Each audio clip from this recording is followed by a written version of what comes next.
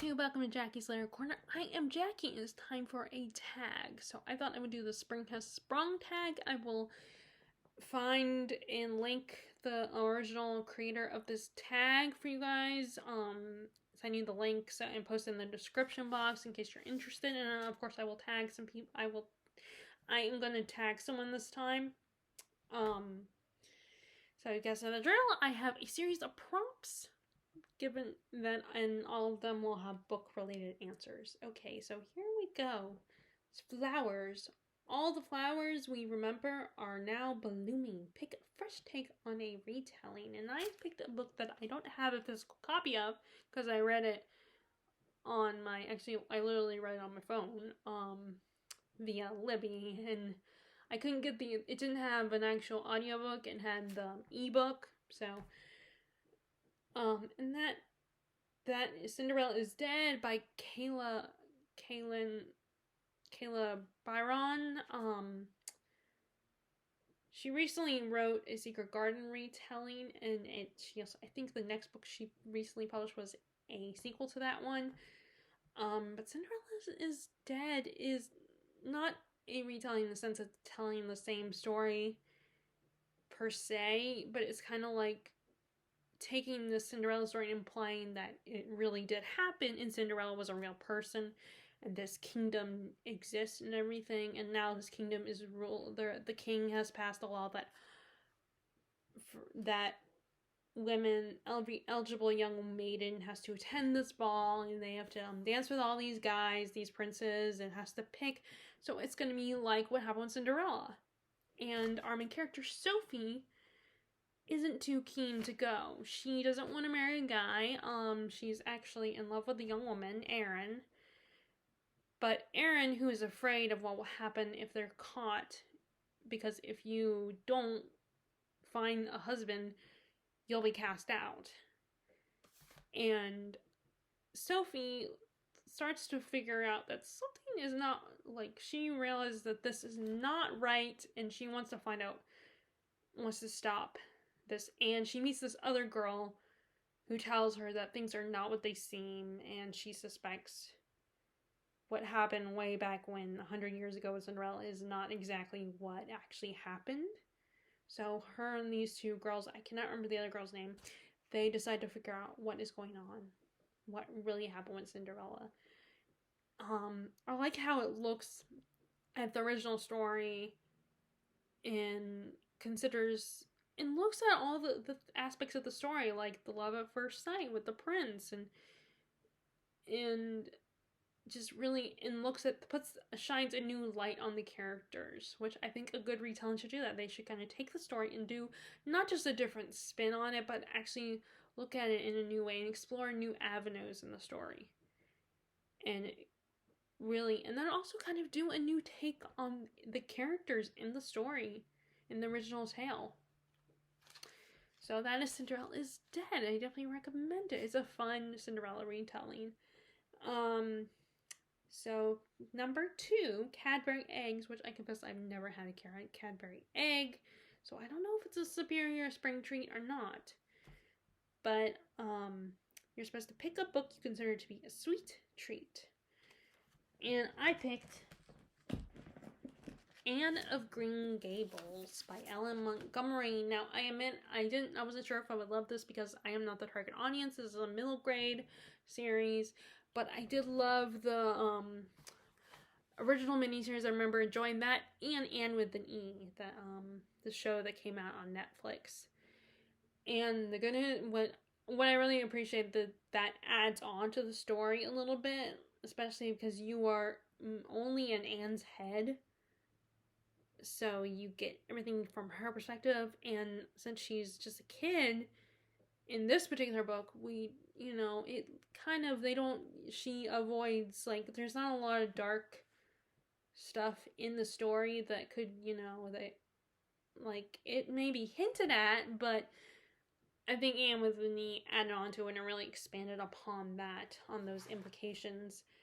But this is about a girl, Anne,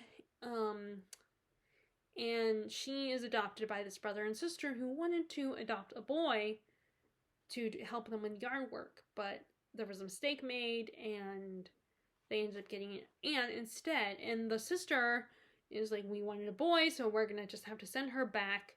But her brother's already immediately taken with Anne. It's very spinning and intrigued by her and wants to keep her. And eventually they do keep her, and they send her to school. She makes friends, gets into mischief. Her imagination tends to get her in trouble a lot. In this town, and it's just kind of a coming of age story, and it's just so warm and whimsical and just such a fun story. Like, I love Anne and her wild imagination that sometimes that gets her in trouble because she gets distracted and things, and she tries to interfere with things that she doesn't always understand. And I love how she renames everything, that she doesn't like their names. She wants it to be more magical and whimsical, so she comes up with a better name that fits her idea of it. And and this is so, like, I love the descriptions of every place, and just, like, it's a perfect book for spring. And it also is very cottagecore because it's set in the, Canadian countryside, and it's just, it's so cozy. It makes you feel good, and it's great for this time of year. So I definitely think this is a sweet treat.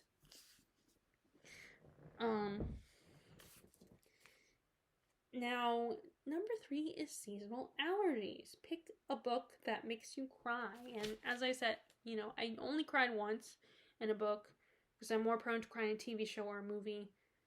And that is Life and Letters of Jane Austen. That's not the actual title, but close enough. But I didn't want to give the same answer. And I also did not want to say I don't like that I didn't have an answer. Because I don't cry, I rarely cry in a book. So I'm going to pick in a book that I just kind of got emotional about, but not actually crying, just kind of tingly feelings. Like, it made me smile, but also made me a little sad at times, and that is In the Country by Mia Alvar. And this is a collection of 9 stories. I would say short stories, but really some of these stories are not that short. Like, especially the last one. And this is about the Filipino experience and these different people in their lives and what they experience in their sense of displacement and trying to find themselves in this world. And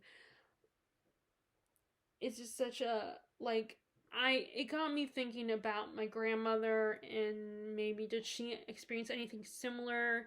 Did she have similar feelings? And also, one story references the high school my parents went to when they went to the base in the Philippines, and some of the places they've talked about and they've been to. So I recognize the places, and it made me kind of want to go to the Philippines at least one day, just actually visit the Philippines and go to this this place where my grandmother grew up, and and maybe see some of the locations that my parents have been to. So yeah, I didn't cry, but it definitely made me feel, it made me think, and it did encourage feelings. So that was In the Country. Okay, so, spring cleaning. Out with the old and in with the new. Pick a book to unhaul. And I chose 2 books that I most recently unhauled, although I'm hesitant to unhaul these books. But I just feel like I have to pick books that I feel like I won't necessarily come back to and reread, but even then that might not be the case. So it's very hard for me to pick books to unhaul. But I picked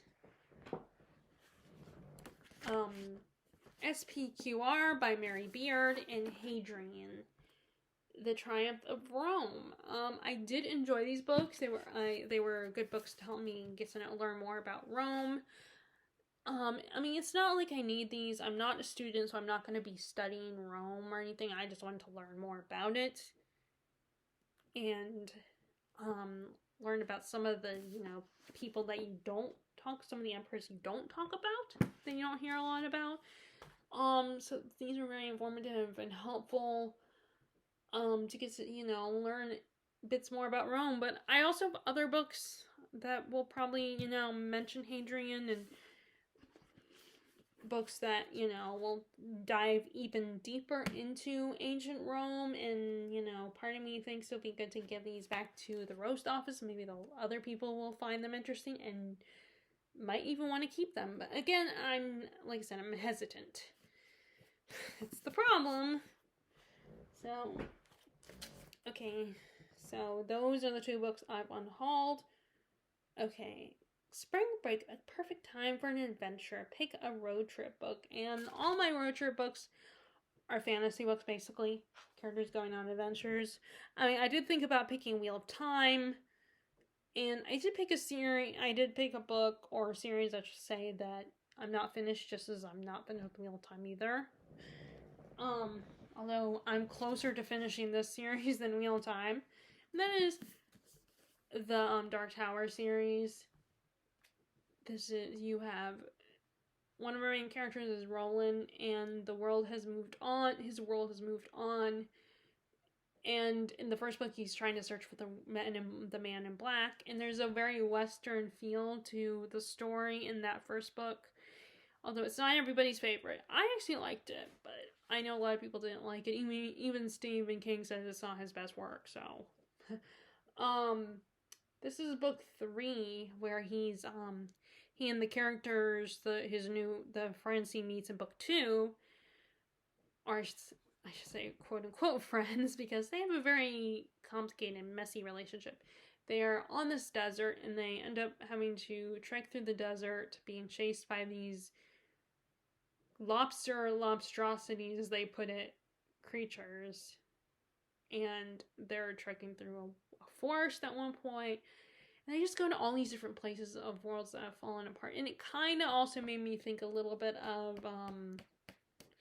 that series that just came. That series that is a video game originally, but then they recently adapted it. I can't remember what it's called, but I mean, as soon as I'm done filming, it's gonna pop in my head. But anyway, it kind of also made me think of that one too. But it's just they're going through Roland's world and trying to survive and meet all these crazy characters. It also has a little bit of a Alice in Wonderland feel, but less, even less friendly, and a little bit of darker story. Which I find interesting that this guy's on the cover, when I feel like this character is more prominent in the beginning of book 4. But this is the character they're trying to get to. But anyway, it's a very dark story, and it's probably not for everyone, but I think it's a very fun and intriguing road trip. But okay, so next we have mating season. Pick a book with some smutty delights. And I don't read a lot of romance books and a lot of books with smutty delights in it, but I did find one. Actually, my book for another question could also apply for this one, but I'm saving that for the other question. But the one I chose for this one is Interview with a Vampire. And it's not exactly characters, actually. It's a very interesting. It's a little different. Like, it's not as upfront about the smuttiness, or it's like the smuttiness is a little done a little differently than just straight up doing the deed. And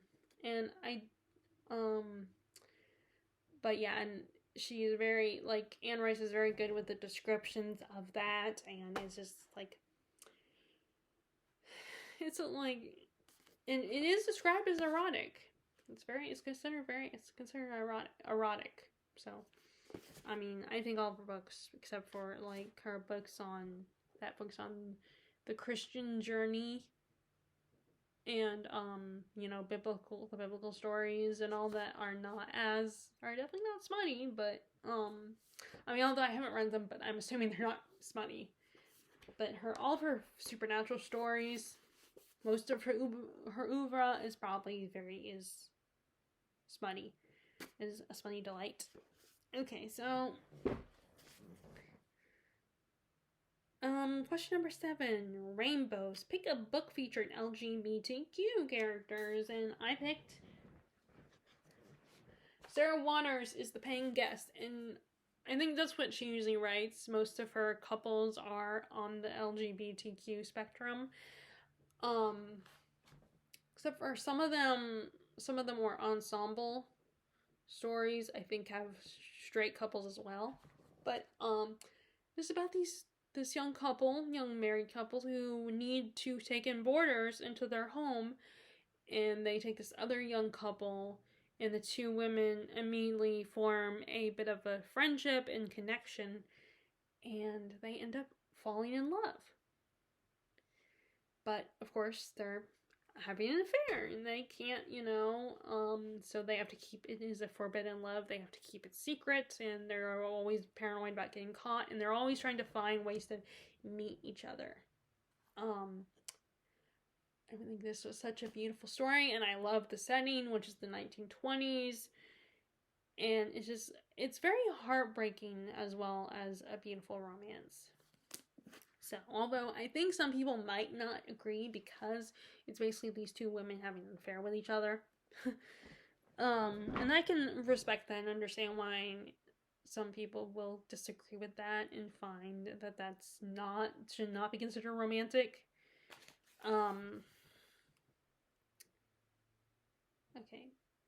Okay, so next is Spring Awakening, which apparently the original creator, this is their favorite play and their favorite musical. And so, in the musical is apparently full of dysfunctional characters. So, basically, we need to pick a book with dysfunctional characters. And I picked Wicked by Gregory Maguire, the first book in this The Lifetimes of the Wicked Witch of the West series. This is the first book, as I just said, and it takes an even darker turn on the origins of the Wicked Witch of the West and Glinda, as well as some of the other characters of the original Wizard of Oz. And it's just, they're very messed up, pretentious young people, and just like getting into a lot of stuff. And like Glinda and Elphaba have a very unique friendship. Like, they start as people that just don't agree with each other and don't approve of each other's, and they're complete opposites, but they somehow form a connection and a bond. There's characters like Bach who are just like he's got some issues. And then you have the spoiled rich prince, Fiyero, and he kind of gets into a love triangle between Glinda and Elphaba, and it's like, this is not, like, it's not like the musical. The musical takes basically the ideas of this story, but only takes a lot of the more lighter elements, like makes it a more fluffy story and a more fun story, and a story about, Elphaba becoming, like, not coming of age and finding herself and becoming a strong person. But this explores a lot more than that. Like, it expands a lot more on the politics and the animal rights she's fighting for, animals with a capital A. Which, by the way, that can be very confusing, because you have animals with a lowercase a, which is just actual literal regular animals, and you have animals with a capital A, which are the animals that are half human, or like they have anthropomorphic tendencies, like they act like humans and they think like humans. But yeah, this is like, this group of characters has a lot of issues. But I personally think it's very fun to read about them. Okay, and then we have In Like a Lion, Out Like a Lamb. Pick a series that didn't get better. Okay, so originally I was going to talk about the Saxon series, but it's not that one has gone bad. It's just I've gotten kind of restless and bored with it because it feels a little repetitive.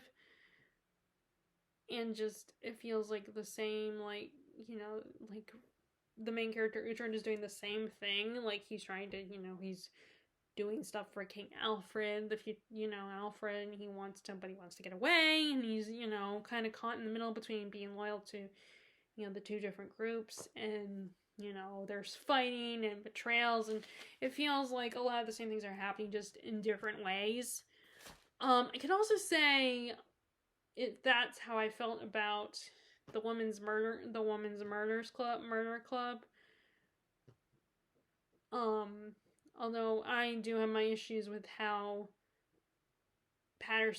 James Patterson tends to like publish his books like a machine. Like he just, not that he writes so fast, but because he just pops them out and like has other people write them and slaps his name on it. I have a problem morally with him doing that. But anyway, it's business, so I just don't read his books. But the one that I'm going to talk about is a series that I DNF'd, Shannon Messenger's The Keeper of Lost City series. It was cute at first. It was kind of fun, and I liked, you know, our main character, Sophie, and her, you know, her powers are really cool, and it was a different way to look at elves and everything.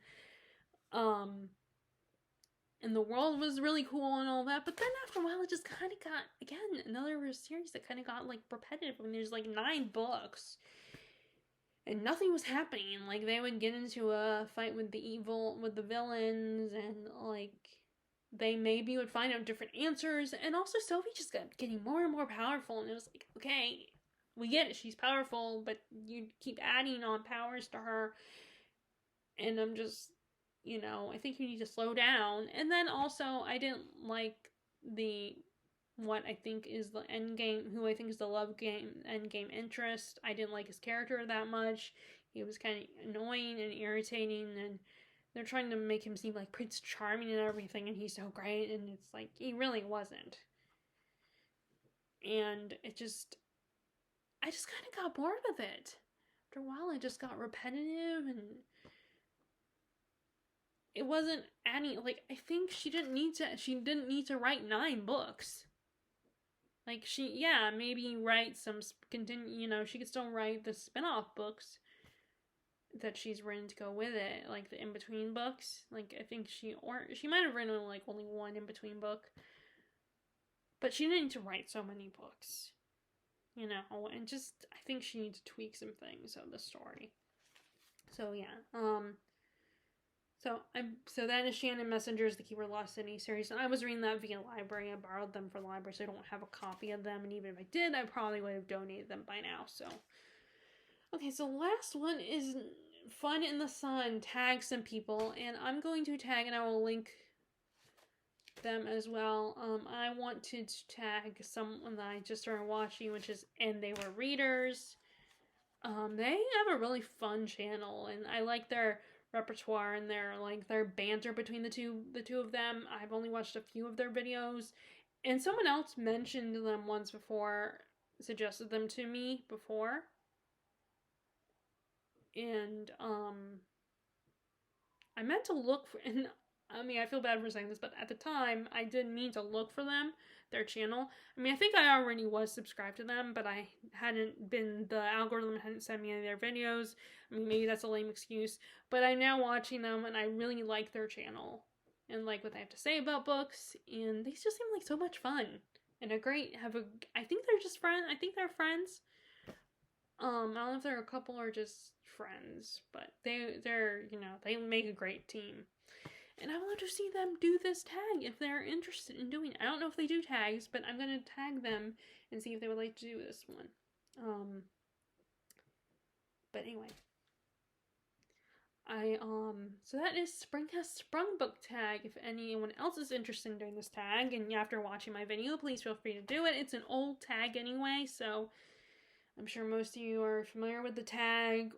But I just wanted to go in and do one for you guys. Just for fun, because I haven't done a tag in a while, so if you guys like this video, be sure to give it a thumbs up, click subscribe if you haven't already, and click the bell notification below if you want to be notified about my latest videos. And I will talk to y'all later. Bye!